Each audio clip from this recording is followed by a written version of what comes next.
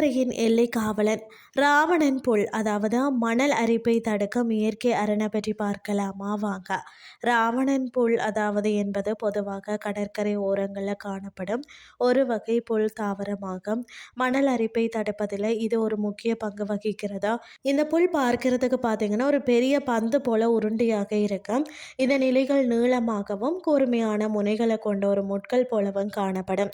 இதன் உருண்டையான வடிவம் பார்க்கறதுக்கு பார்த்தீங்கன்னா பல தலைகளை கொண்ட உருவம் போல தெரிவதாலும், பிறகு பார்த்தீங்கன்னா காய்ந்த பிறகு காற்றில் அலை பாயும் போது ஒரு அசுரன் ஓடி வருவது போன்ற தோற்றத்தையும் தருவதாலும் இதற்கு ராவணன் புல் அல்லது ராவணன் மீசை என்ற பெயர் வந்ததாக கூறப்படுகிறதா.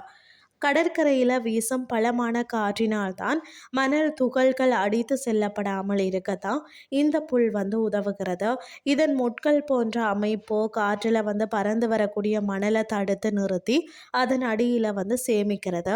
காலம் செல்ல செல்ல பார்த்தீங்கன்னா இது சிறிய மணல் திட்டுக்களை உருவாக்கி பிறகு பெரிய மணல் குன்றுகளாக மாற வழிவகுக்கிறது. மணல் அரிப்பை தடுத்தல், அதாவது இதன் வேர் மணலுக்கு அடியில் மிக ஆழமாகவும் பக்கவாட்டிலும் பின்னல் போல படரும்.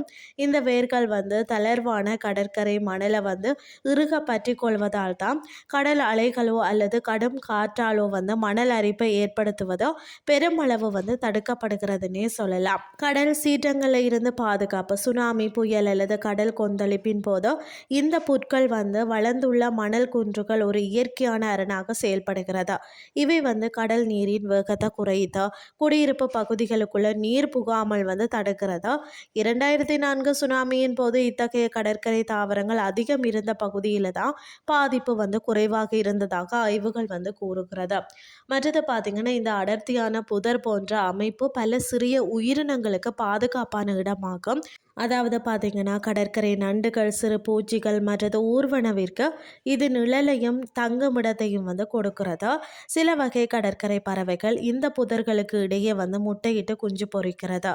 உப்பு காற்றையும் உப்பு நீரையும் தாங்கி வளரக்கூடியதா. இது கடற்கரையில் நிலவும் கடுமையான சூழலை மாற்றி மற்ற தாவரங்கள், உதாரணமாக பார்த்தீங்கன்னா ஆடு தின்னா பாலை சவுக்கு வளர்வதற்கு ஏற்ற ஒரு தட்பவெப்ப நிலையை உருவாக்கி கொடுக்கிறதா.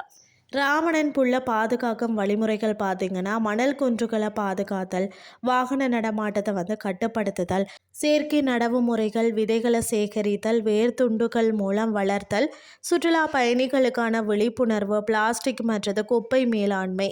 ஒரு சமயத்தில் ராவணன் புல் பார்த்தீங்கன்னா முற்றிலும் அழிந்து விட்டால் கடற்கரை மணலை தக்க வைக்க செயற்கை தடுப்பு சுவர்கள் கட்ட வேண்டி இருக்கும். அவை கடற்கரையின் இயற்கையான அழகையும் சூழலையும் கெடுத்துவிடும்.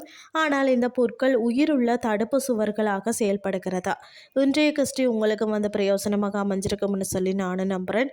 இதே மாதிரி மற்றொரு கிறிஸ்டின் வாயிலாக உங்களை சந்திக்கிறேன். நன்றி.